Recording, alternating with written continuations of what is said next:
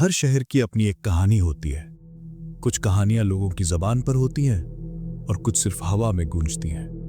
मेरा नाम है आरिफ और मेरा काम उन्हीं गूंजती हुई कहानियों को ढूंढना है। मैं एक ट्रैवल ब्लॉगर हूं, लेकिन मेरी यात्राएं आम पर्यटन स्थलों तक ही सीमित नहीं हैं। मैं ढूंढता हूं अंधेरे को, खामोशी को और उन जगहों को जहां वक्त ठहर गया हो।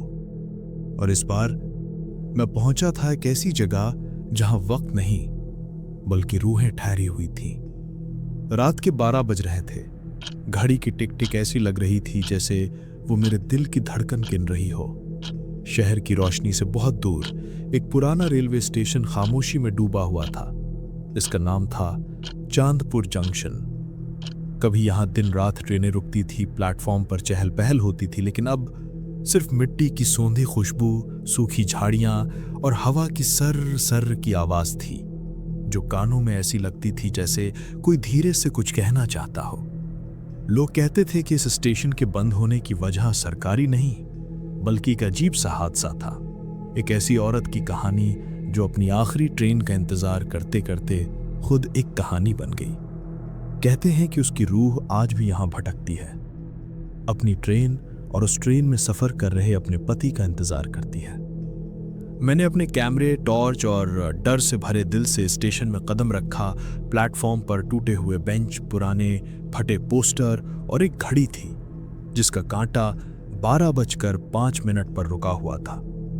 एक हवा का झोंका आया और एक दरवाजा कर कर की आवाज के साथ खुल गया। मैं एक पल के लिए ठहरा, फिर हिम्मत करके आगे बढ़ा। मैंने कैमरा ऑन किया और अपने आप से बात करते हुए बोला, दोस्तों, आज मैं आपको दिखाने आया हूं एक ऐसी जगह जहां सिर्फ यादें और आवाजें रहती हैं। चांदपुर जंक्शन, जहां कोई भी आदमी आधी रात गुजारने की हिम्मत नहीं करता। जैसे ही मैं ये बोल रहा था, मुझे एक हल्की सी खिसकने की आवाज सुनाई दी। मैंने अपनी टॉर्च उस तरफ घुमाई। प्लेटफॉर्म पर एक पुराना बेंच था जो अभी कुछ पल पहले बिल्कुल सीधा था, अब थोड़ा तिरछा हो गया था। लेकिन वहां कोई नहीं था। ठंड बढ़ गई थी। एक अजीब सी महक जैसे पुराने कागज और मिट्टी की मेरे नाक में घुसने लगी। फिर एक सरसराती आवाज ने मेरे कान छेड़े, टिकट, मुझे टिकट दो। मेरी सांस गले में ही अटक गई। ये आवाज किसी इंसान की नहीं लग रही थी। ऐसी आवाज जैसे कोई बहुत दूर से बोल रहा हो और उसकी आवाज हवा के साथ मिल गई हो। मैंने घबराकर टॉर्च की रोशनी चारों तरफ घुमाई। प्लेटफॉर्म बिल्कुल खाली था, लेकिन मेरे कैमरे के लेंस में एक पल के लिए एक सफेद साड़ी वाली औरत नजर आई। उसकी शक्ल साफ नहीं थी, लेकिन उसकी मौजूदगी से पूरा माहौल डरावना हो गया था। अगले ही पल वो गायब हो गई। मैंने सोचा यहां से भागना ही बेहतर है। मैं तेजी से स्टेशन मास्टर के पुराने कमरे की तरफ भागा। वहां एक बूढ़ा चौकीदार मिला जो अपनी लाठी के सहारे खड़ा था।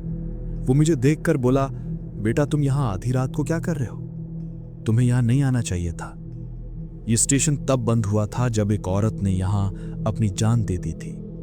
उस रात वो अपनी आखिरी ट्रेन का इंतजार कर रही थी, लेकिन गाड़ी कभी नहीं आई।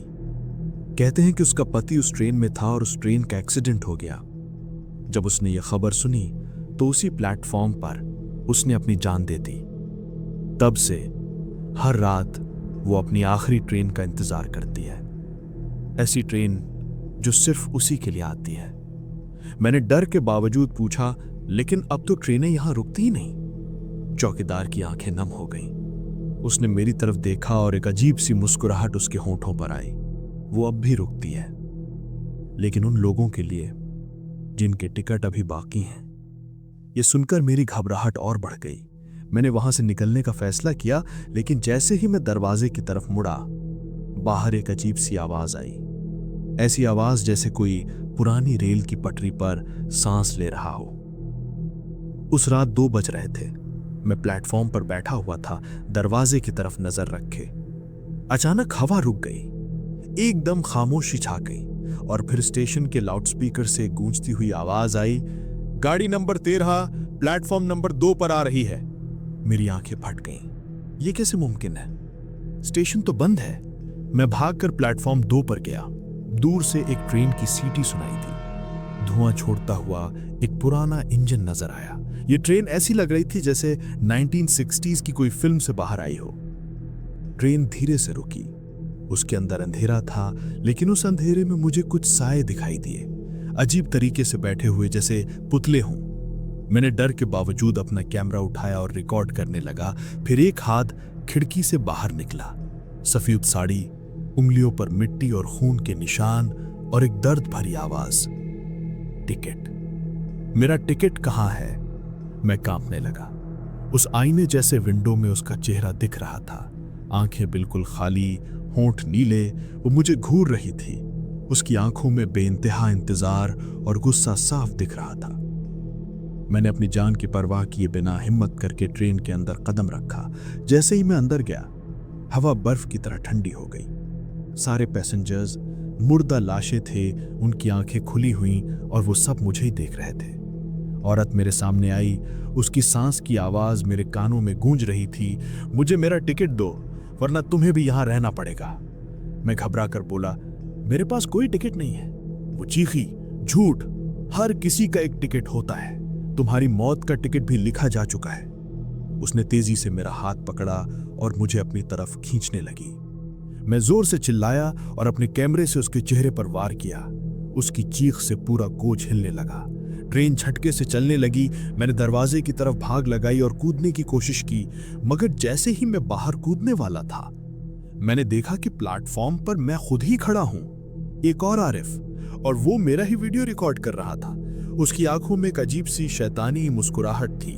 औरत की गूंजती हुई आवाज आई, अब तुम्हारी जगह बदल गई है, असली तुम यहां रहते हो और जो बाहर गया वो तुम नहीं हो। मेरी चीख निकलने ही वाली थी, लेकिन अगले ही पल ट्रेन अंधेरे में डूब गई और सारे साए भी गायब हो गए। अगली सुबह न्यूज में खबर आई कि एक ट्रैवल ब्लॉगर चांदपुर जंक्शन पर लापता हो गया है। उसका कैमरा मिला है जिसमें सिर्फ उसका खुद का ही फुटेज है, जैसे वो कैमरे से बात कर रहा हो। पुलिस अभी भी केस की जांच कर रही है, लेकिन असली वीडियो में मैं देख रहा हूं कि कैमरे के पीछे कोई और भी था, एक और मैं। और अब वो आरिफ जो कैमरा लेके वीडियो बना रहा था, वो हर रात उसी प्लेटफॉर्म पर खड़ा रहता है और उस औरत की आवाज सुनता है। और पीछे एक औरत की आवाज अब भी गूंज रही है, टिकट, मुझे मेरा टिकट दो। कहते हैं कि चांदपुर जंक्शन पर आज भी आधी रात को एक ट्रेन आती है, ट्रेन नंबर 13। वो उन लोगों को लेने आती है जिनके टिकट अभी बाकी हैं।